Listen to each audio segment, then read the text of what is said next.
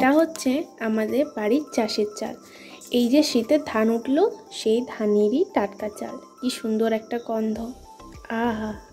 তো এই যে টাটকা চাল দিয়ে আজকে কিন্তু পায়েসটা বানাবো। তো চলুন পায়েসের রেসিপিটা দেখে নিন।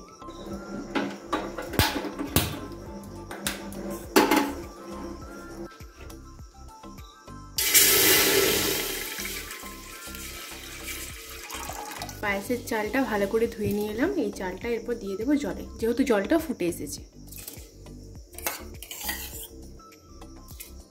ভালো করে চাল আর জলে একটুখানি ফুটিয়ে নিই।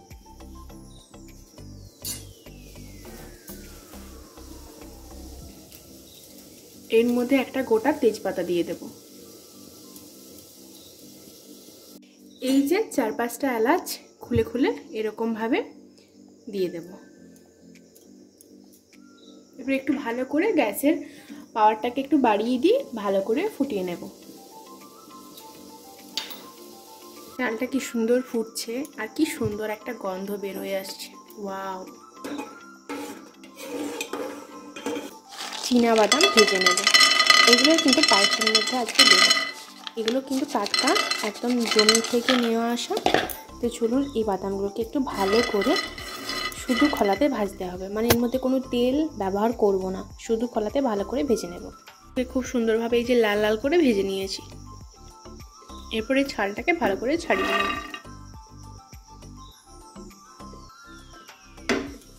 এটা খুব সুন্দরভাবে ফুটছে। এই চালটা হয়ে এসেছে অনেকটা। এরপর এর মধ্যে দিয়ে দেব দুধ।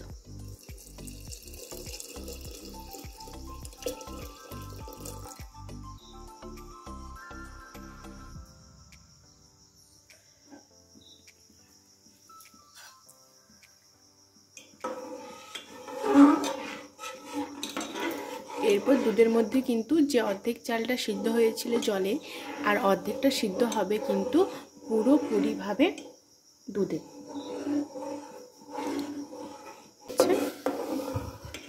এই শীতকালে গুড়ের পায়েস কী যে ভালো লাগে। আর আমার এই যে বর এসেছে বাড়িতে, কিন্তু ও না সব কিছু খেতেই জানে না, পিঠা বানাতে একদমই নেশা নেই। কিন্তু তাও আমার মনে হয় অনেকদিন পর বাড়িতে এসেছে, একটু অন্যরকম কিছু করে খাওয়াই ঠিক খাবে ও। তার জন্য খুব ভালোভাবে করার চেষ্টা করছি, জানি না কেমন হবে, তো যেটুকু হবে আশা করি ভালো হবে। তো এই যে চালটা ভালো করে সিদ্ধ করতে দিয়ে দিলাম দুধের মধ্যে, ভালো করে একটু ফুটে ফুটে সিদ্ধ হোক আস্তে আস্তে। গুড়, এই গুড়টা কিন্তু একবারই টাটকা আর পিওর, এর মধ্যে কোনো চিনি কিছু মেশান নেই।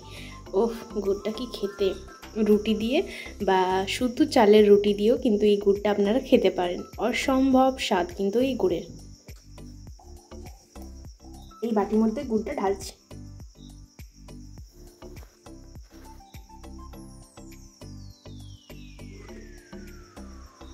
কিন্তু আরও অল্পখানি দুধ পড়বে, কিন্তু একবারে পুরোটা দিলাম না, কারণ কি অর্ধেকটা আরও একটু সেদ্ধ হোক, তারপর একটু পরে আরও দুধ দেবো এর মধ্যে।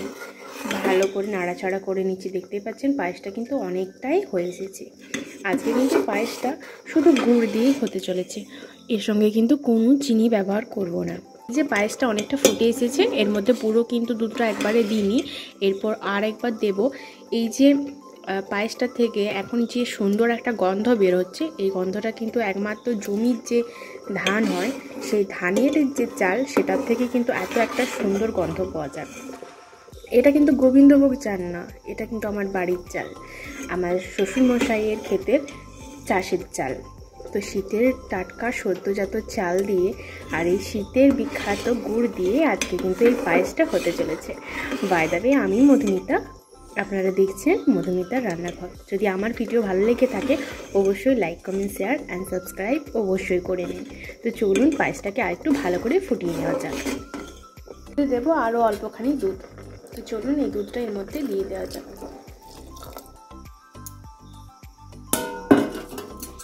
যদি দুধটা বাড়ির হয়, খুব পুরো হয়, তাহলে কিন্তু এর মধ্যে কোনো গুঁড়া দুধ ব্যবহার করার কোনো প্রয়োজন নেই। আমার বাড়িতে যে গাই আছে তারই কিন্তু এটা দুধ, আর দুধটা এত পুরো, দেখতেই পাচ্ছেন যে পায়েসটা কতটা একটা ঠিক ঠিক ভাব এনেছে, কোনো পাতলা নয়। আর খুব সুন্দর, যেমন গুঁড়ো দুধের পায়েস হয় খুব মোটা, সেরকমই কিন্তু পায়েসটা হয়েছে। এই যে চলুন আর একটু ভালো করে সেদ্ধ করে নিই। পায়েসটা কিন্তু পুরোপুরি সেদ্ধ হয়ে এসেছে। এই যে খুব সুন্দর একটা থিকি ভাব এসেছে। এরপর কিন্তু এর মধ্যে এখনই গুড়টা দেব না। এখনই গুড়টা যদি দেওয়া হয় এর মধ্যে তাহলে কিন্তু পুরো পায়েসটা কেটে যাবে আর একদমই সুন্দর হবে না। তো চলুন এই পায়েসটা একটুখানি ঠান্ডা করে নেওয়া যায়। সবার প্রথমে একটুখানি এটাকে বন্ধ করে নেব। তারপর এই যে যদি বিয়ে বাড়ি হয়, শীতকালে তো একটা বিয়ে বাড়ি পেলাম না, শীতকালে বিয়ে বাড়ি হলে কিন্তু লাস্ট পাতে এইরকম কিন্তু একটা সুন্দর পায়েস কিন্তু আমাদের সবাইকে 1 চামচ কি 2 চামচ করে দিত, কিন্তু সেটার থেকে তো আমরা এখন বঞ্চিত। কারণ কি এই শীতে আমরা একটাও ভোজ পাইনি। তাই ভাবলাম বাড়িতে আজকে খুব সুন্দরভাবে পায়েসটা আজকে বানানো যায়, যেমন বিয়ে বাড়ি যেরকম বানানো হয় ঠিক সেরকম। এরপর চলুন এই গ্যাসটাকে একটু বন্ধ করে দিই। গ্যাসটা বন্ধ করে দিলাম। এরপরে একটু পায়েসটাকে ঠান্ডা করে নেব। তারপর এর মধ্যে কিন্তু গুড়টা দেব। তার আগে গুড় দেবো না, তাহলে কিন্তু এই পুরো পায়েসটা একবারে চিটে যাবে। এরপর কিন্তু এর মধ্যে বাদামগুলো দিয়ে দিচ্ছি।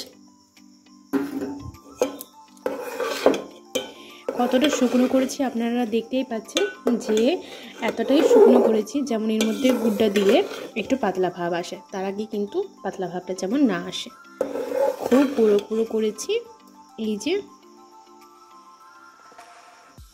একটুখানি ঠান্ডা করে নিই, তারপরে কিন্তু এর মধ্যে দুধটা দেব। তার আগে কিন্তু এর মধ্যে দুধটা দেওয়া চলবে না। একটু নাড়াচাড়া করে ভালো করে ঠান্ডা করে নেওয়া যাবে।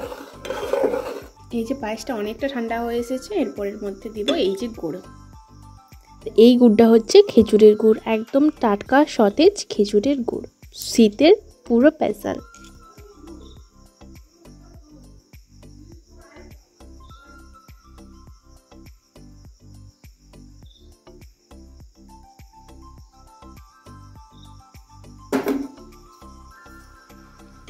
এরপর ভালো করে গুড়টা নেড়ে দেবো।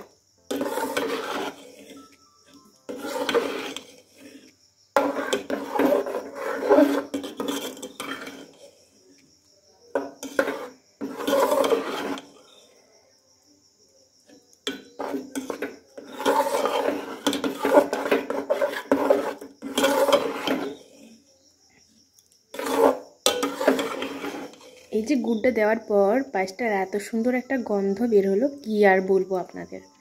ওয়াও, সুন্দর লোভনীয় আমাদের আজকে খেজুর গুড়ের পায়েস রেডি। দেখতেই পাচ্ছেন কতটা সুন্দর হয়েছে। এই শীতে রুটির সাথে যদি এরকমই একটুখানি পায়েস পাওয়া যায়, ব্যাস আর কিছু লাগবে না। এটা যদি আপনারা 2 দিন 3 দিন রেখে রেখে খান রুটির সাথে, তাও কিন্তু আপনারা খেতে পারবেন।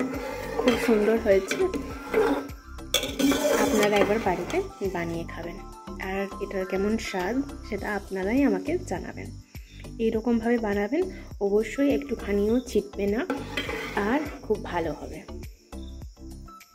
এইরকমভাবে বানালে খেজুর গুড়ের যে গন্ধটা, সেই গন্ধটাও কিন্তু পায়েসের মধ্যে থাকবে। তার জন্য এরকমভাবে একবার বানিয়ে খেয়ে দেখবেন। তো আজকের মতো এই পর্যন্তই। এই ভিডিওটা কেমন লাগলো অবশ্যই কমেন্ট করে জানাবেন।